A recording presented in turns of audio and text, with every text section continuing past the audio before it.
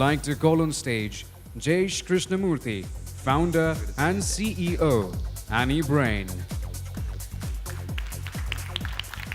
So Jesh, thank you for taking the time. I know you've been really busy. I mean, we tried to do some rehearsals and you know how busy you are. So thank you for taking time out of your schedule to share your journey with us, your insights on how you're using technology. So, I know you want to talk about the future of content. So just give us a little bit of a setup to your journey, to Anibrain, to what you do. Thanks, Pradeep. Can you hear me? Yeah, I was actually absconding, which is what I pretty much did in school. So apologies. And I always wanted to wear one of these, and I always wanted a spotlight on stage. So two dreams have come true today. Okay, fantastic. So thank you so much. Okay.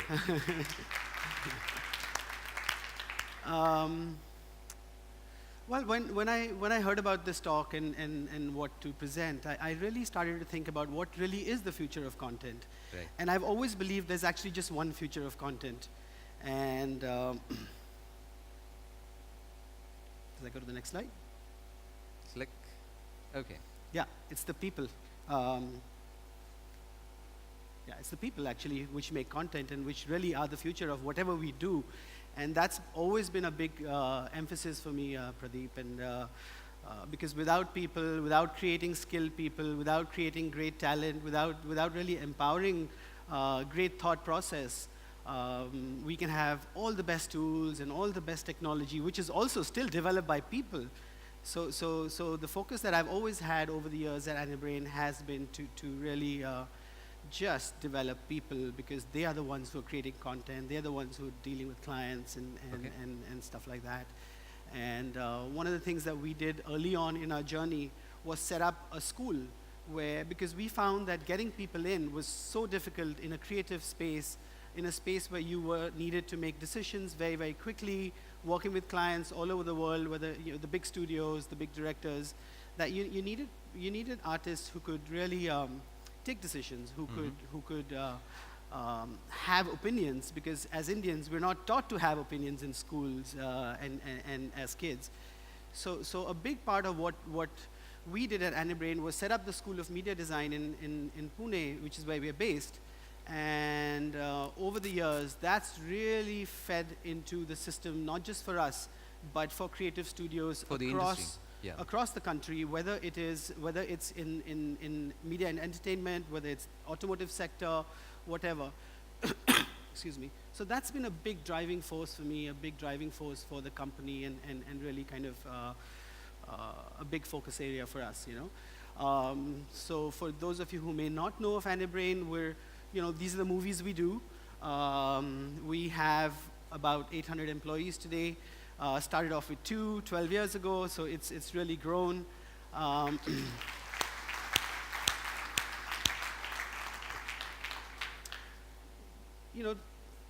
never sure about numbers and statistics, but I'm pretty sure we've crossed 200 movies by now, mostly Hollywood, but some from Japan, Malaysia, Europe, all over the world.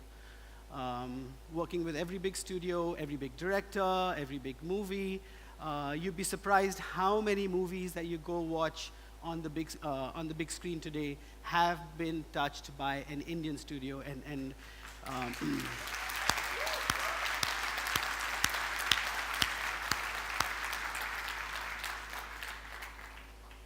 And last year was a landmark year for Anibrain, because we formed a partnership with one of the top 5 companies in the world, a company called Framestore, based out of UK, with offices all over the globe.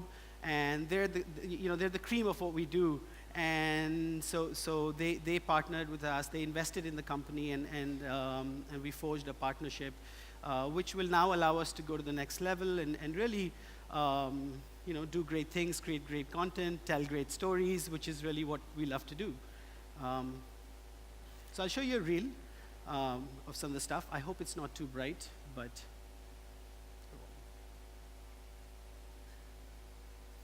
we need volume.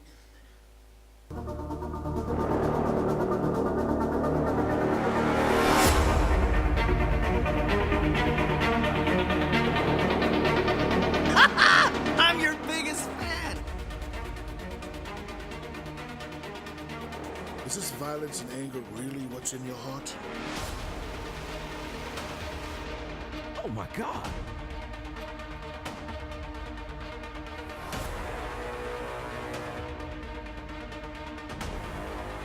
It's just got interesting.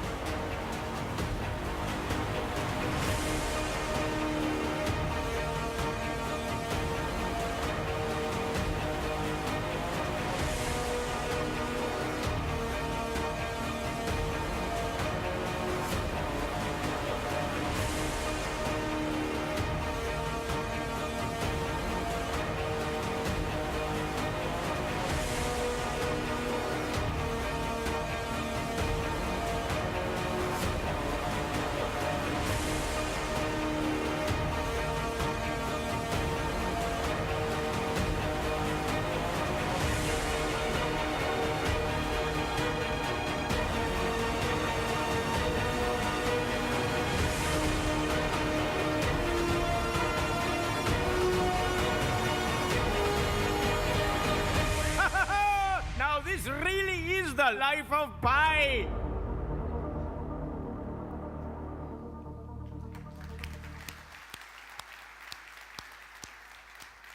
So that's an awesome body of work. So tell us a little bit about something that you've done with Autodesk technology lately that's been really exciting, really cool, really something that you want to share with us. Right. I have to say Autodesk 3 times, so I'm going to do it right now. Yeah, Autodesk, we're counting. Autodesk, Yeah. No, just kidding. You know, Autodesk has been a big part of our journey right from the start. In fact, you know, friends like Shekhar and Arun who've really they've seen us grow and become great friends. And, you know, doing what we do, we're never sure how we're going to do what we do when we get a project. We have no idea. And we're always struggling and trying to figure out how are we going to do this project, or how are we going to create this crazy thing that this crazy director wants. Yes. And it really boils down to technology and the people and how you use the two together. So one of the cool things that and I'll show you very soon is Blade Runner, which won the Academy Award this year for Best VFX.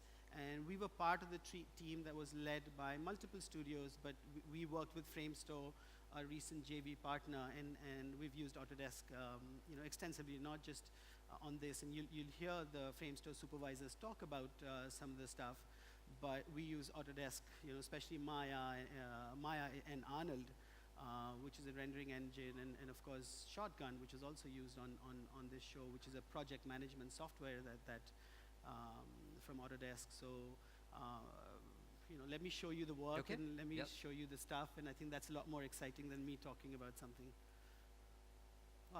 The people of, so by the way, one feature that Autodesk has not released to the public as yet is, this is the team that worked on the Academy Award winning Blade Runner. They're all made in Autodesk software, okay? So Thank you.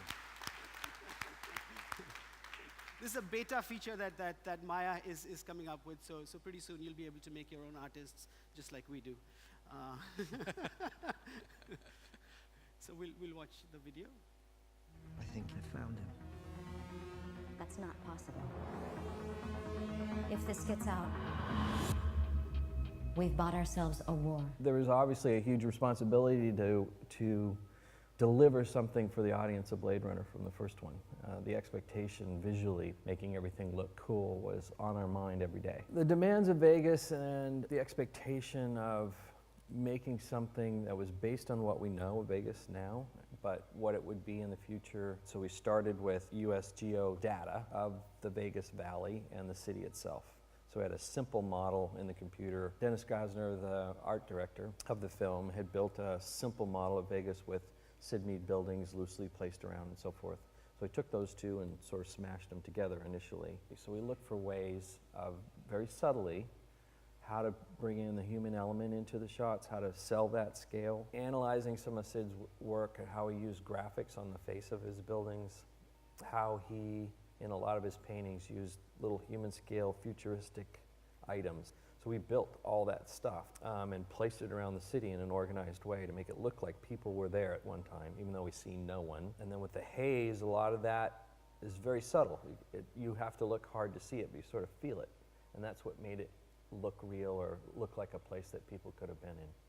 To build Trash Mesa was based on the idea that everyone had moved to the city and all the structures outside the city had been pretty much abandoned. There was no power, there's no water, nothing outside. So the trash that's generated from the city was dumped on the buildings outside the city. Again, we wanted to base things on as much reality as we could, so we started with the landscape of current day California from Los Angeles to San Diego. And we determined that Iceland was the place to photograph the groundscape and the beach.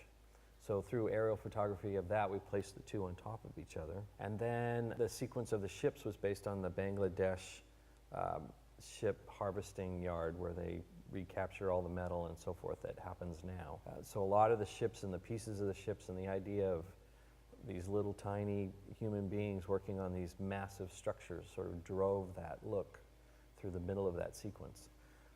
So it's a matter of grabbing all these components that were based on today's reality, scaling them so they have this massive relationship between Kay and his little spinner and this enormous landscape and this huge mounds of trash. It was just a matter of pulling off that scale and that distance, which was just a massive undertaking just in the amount of data and assets we had to build and things we had to manage in itself to pull that off. The future of the species is finally unearthed. Wow. So using Maya to build that really dystopian vision of what Las Vegas in the future would look like, fantastic stuff.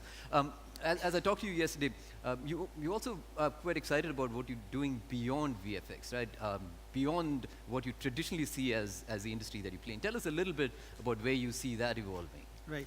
I think before I just get into that, I just want to, seeing the visuals, these are complex jobs, and these can't be done without crazy softwares and crazy stuff. So that's an Autodesk plug, but I truly mean it, So in terms of the future, I think that we are living in a connected world, Pradeep, and we are living in a world where we increasingly want visual information all the time. We're done with old ways of seeing data. We're done with old ways of analyzing stuff. So I think that for me, what's really exciting is really connecting visuals, connecting the net, connecting smart objects, connecting anything that we want out there, so that we can get stories about anything we wish to at any point. We all love stories, and we're all products of stories, whether it was our parents telling us stories or we telling stories today. And we just want visual content that enables us to understand our environment, educate people. So I'd like to actually show a short film that was done for Lockheed Martin by Framestore, and the brief was, we want to take kids to Mars, and how do you do that, and the kind of thought process that went behind it, and some of the stuff that went behind it. So I'd like to really showcase this film. Okay, let's roll it.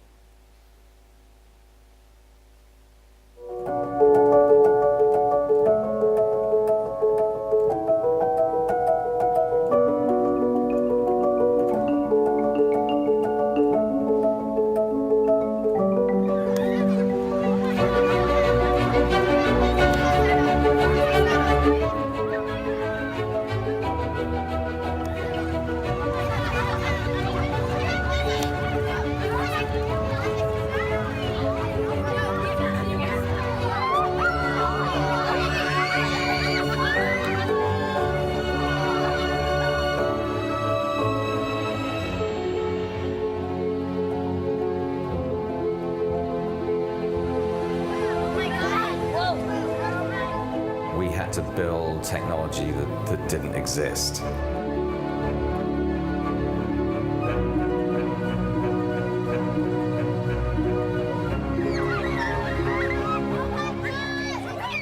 You could see like what we were going by on the screens, and then you could feel it, so it felt like, oh, we're going past that. Oh, now I feel that we're going past that. It felt real. we had to invent a way for transparent windows to become high-def displays. Currently, with the VR headsets, it does isolate you, whereas this, particularly with the children, they were able to point things out to each other to really enjoy the experience communally.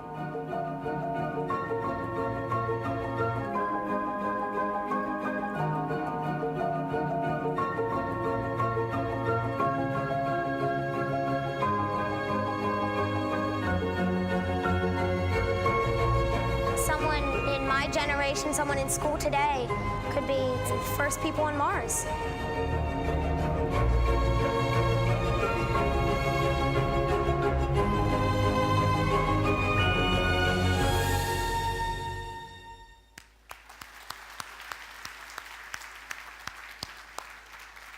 Inspiring stuff, inspiring stuff. Thank you, you very Jesh, for sharing your journey, your thoughts. Thank you so much. for joining us on stage. Thank you here for today. having me, and thank you for you. accommodating me. Thank you so much. Big round of applause for